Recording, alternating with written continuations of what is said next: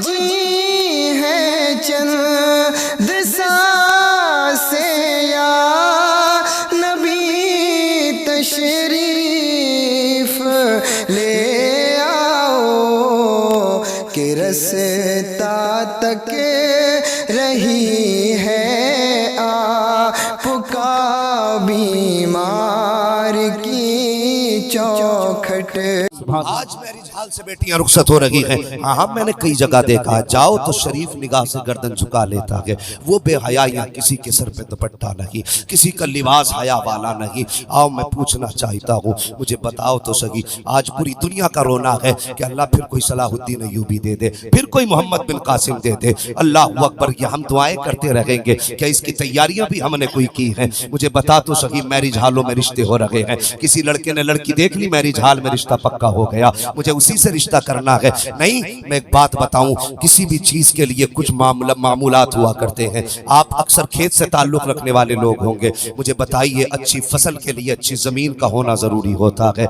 आज किसान चाहे कहता है जो जमीन अच्छी होगी उसमें फसल अच्छी होगी। अगर किसान का ये मानना है कि अच्छी फसल के लिए अच्छी जमीन का होना जरूरी है, तो ये मेरा मानना है अच्छी नस्ल के लिए अच्छी गोद का होना जरूरी है, अच्छी माँ का होना जरूरी है। अगर माए तुम जाकर के मैरिज हाल में तलाश करोगे तो घर के अंदर सलाहुद्दीन अय्यूबी नहीं आएगा, मोहम्मद बिन कासिम नहीं आएगा। अगर दामाद तुम जाकर के नाइट क्लब में तलाश करोगे तो घर में आने वाला कोई कुरान का कारी नहीं आएगा। वो दौर था कि जब लोग खानकाहों में दामाद तलाश करते थे, मस्जिदों में दामाद तलाश करते थे, तो आने वाला बेटा भले छप्पर में पैदा हो लेकिन कौम की तकदीर लेके पैदा होता था, इस्लाम की लगाम लेके पैदा होता था। आज वजह क्या है? सभी का एक रोना है कि बताओ हालात कैसे होते जा रहे हैं, समाज बिगड़ता जा रहा है। तुमने इंतखाब कैसा किया है? मुझे बता तो सही। हर जवान की ख्वाहिश ये है आंखें नशीली हो, होठ शराबी हो, चेहरा देखो तो देखते रह जाओ। तुमने हर हुस्न औरत में देखा, क्या दिखवाने से पहले जब तेरी माँ ढूंढने गई थी रिश्ता, तब तूने ये तो कह दिया था उसके होठ ऐसे हो, उसके रुखसार ऐसे हो, उसकी पेशानी ऐसी हो, उसका कदोकामत ऐसा हो, वो चलती हो तो यूं लगती हो, बोलती हो तो यूं लगे। मुझे बता तो सही, दिल पे हाथ रख के, क्या तूने एक बार भी ये कहा ए माँ लड़की देखने जा रही है, जहाँ पेशानी का हुस्न देखे नजर जमा के देखना उसकी पेशानी पे सजदे का निशान है कि नहीं। जब तू बात करे तो उसके मुंह को जहाँ चलता हुआ देखे उसकी मुंह की महक को सूंघना। अगर वो बोले तो मुंह से कुरान की महक आती है कि नहीं, कुरान की तिलावत की महक आती है कि नहीं। अगर तू ये तलाश कराता, दावे के साथ कहता हूँ, गोद तेरी होती, आने वाला सलाहुद्दीन अय्यूबी पैदा हो जाता, खालिद इब्ने वलीद पैदा हो जाता। बेशक, सुभान अल्लाह, सुभान अल्लाह, माशाअल्लाह।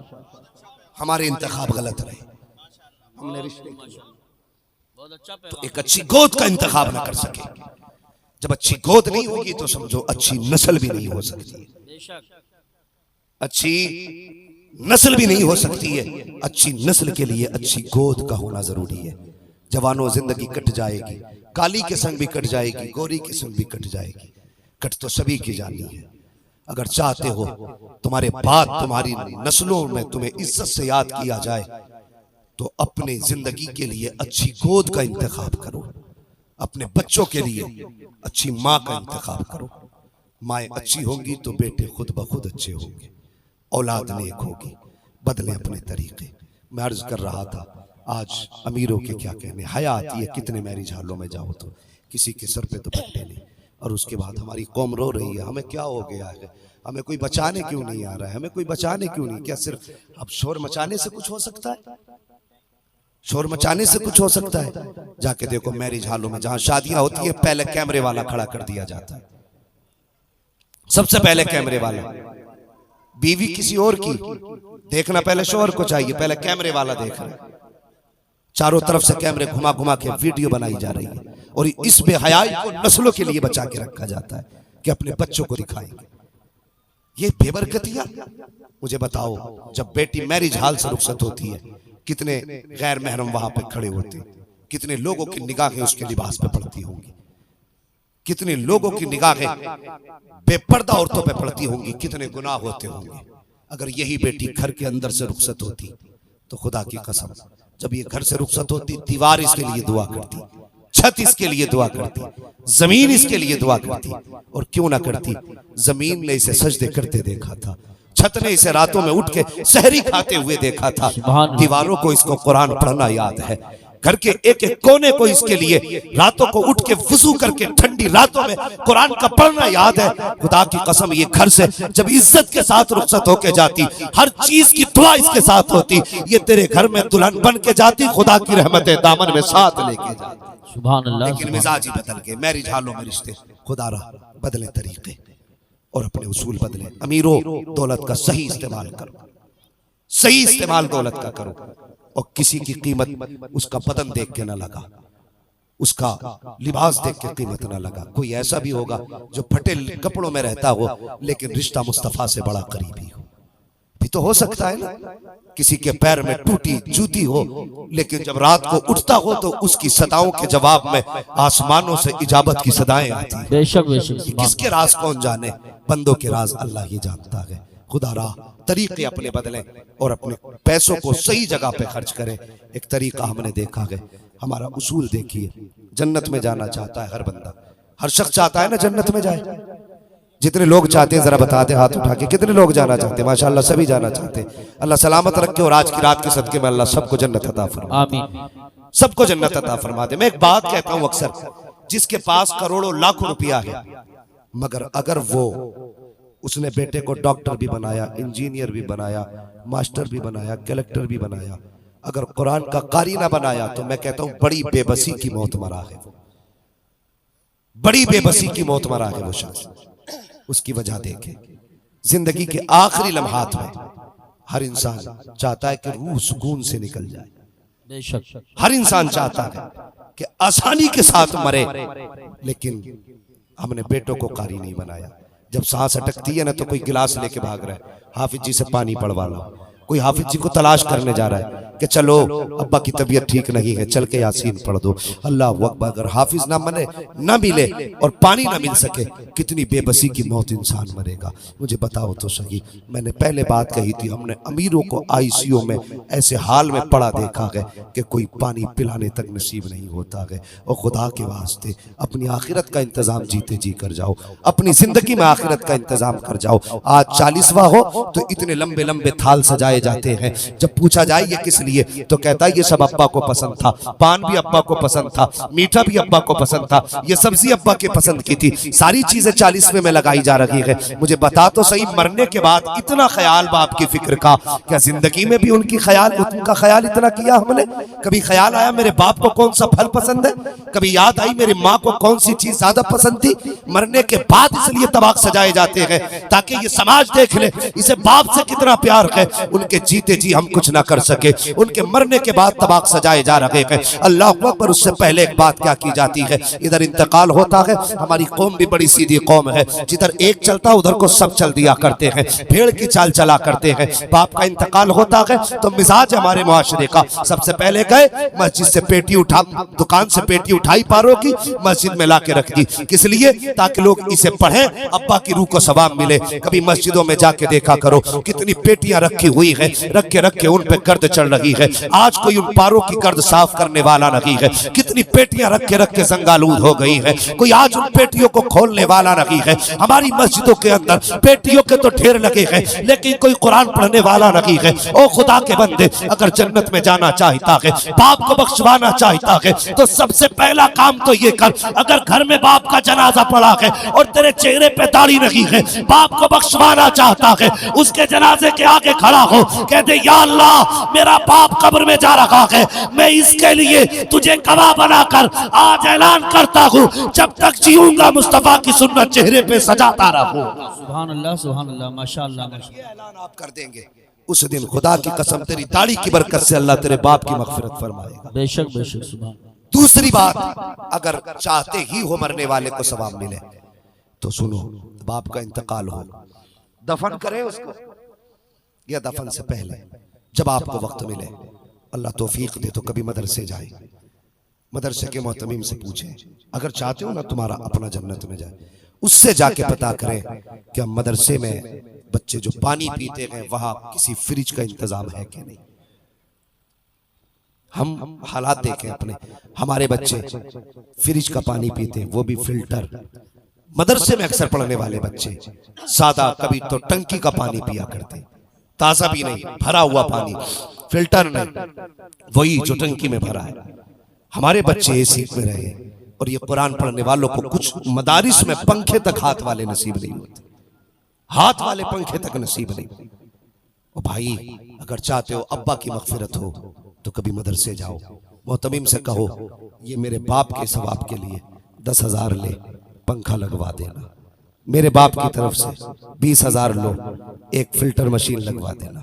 मेरे बाप की तरफ से 50,000 लो, तलबा के लिए एक फ्रिज का इंतजाम कर देना।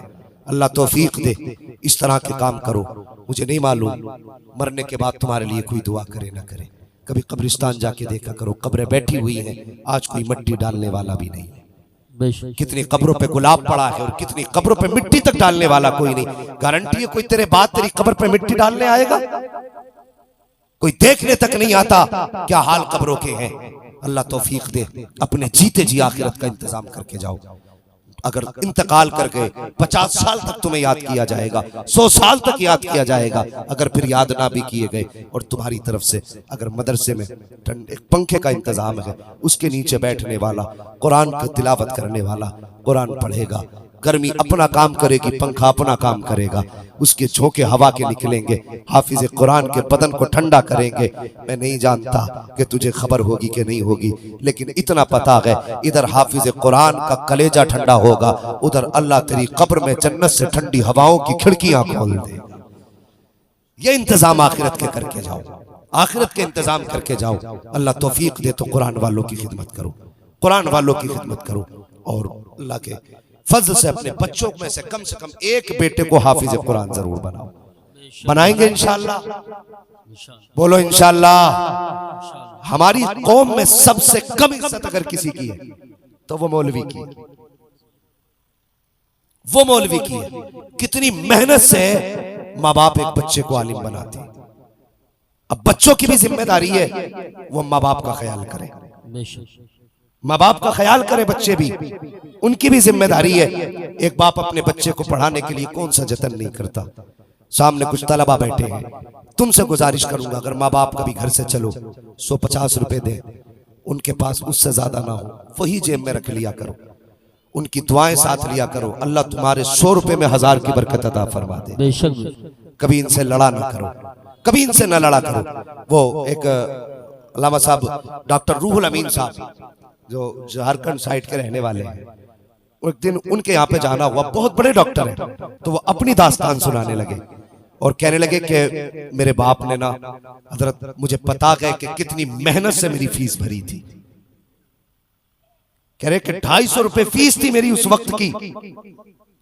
मेरे बाप ने मुझे नहीं पता कहां से उधार लेकर के आए थे और मैंने कहा था अब्बा मुझे पढ़ना है। उन्होंने 250 रुपए ला करके मेरी फीस भरी और ये कहते कहते वो रोने लग गए। कहने लगे मेरे बाप ने मेरी फीस की खातिर कितने दिन फाके से काटे ये मैं जानता हूं। कह रहे गुर्बत का दौर था जब बाप ने मुझे पढ़ाया, आज खुदा ने मुझे दौलत दी है, आज मैं डॉक्टर हूं, आज मेरे पास पैसे का ठिकाना नहीं, लेकिन आज उस पैसे को इस्तेमाल करने वाला बाप नहीं है, तो मुझे ये दौलत भी अच्छी नहीं लगती है।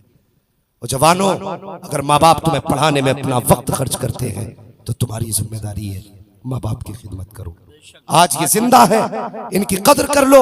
बड़ी मेहनत से माँ बाप पढ़ाया करते हैं और कभी जाकर के चौराहों पे देखो, गर्मी में पसीना साफ करते तुम्हें बाप मिलेंगे, सर्दी में बगल में हाथ दिए खड़े कहीं मंडी में बाप मिलेंगे। और यार कभी कभी सर्दियों में हम रातों रात चलने वाले लोग हैं, रात के आधे हिस्से में हमने बापों को साइकिलों पे सफर करते देखा है। जिस मौसम में हम गाड़ी के शीशे खोल के नहीं चल सकते, हमने बापों को साइकिल चलाते देखा है। कभी उनसे पूछो राह रोक करके, बता तो सही इतनी सर्दी में क्यों इस रोड पे आके खड़ा हो गया है, क्या वजह है, क्या तुझे जिंदगी प्यारी नहीं है? वो कहेगा जिंदगी तो प्यारी है, लेकिन बेटे के स्कूल की फीस भरनी है, बेटे के मदरसे की फीस भरनी है, बेटे को स्कूल का ड्रेस लेके देना है, स्कूल का बस्ता लेके देना है। और तेरी तालीम की खातिर बाप ने कौन सी खाक ना छानी, तेरे लिए क्या क्या बाप ने ना किया। आज तेरी जेब पे कलम लग गया तो तू ही सब कुछ हो गया, बाप कुछ ना बना। ओ खुदा के वास्ते, अगर दुनिया और आखिरत में भलाई चाहते हो तो बाप की इज्जत कर लो।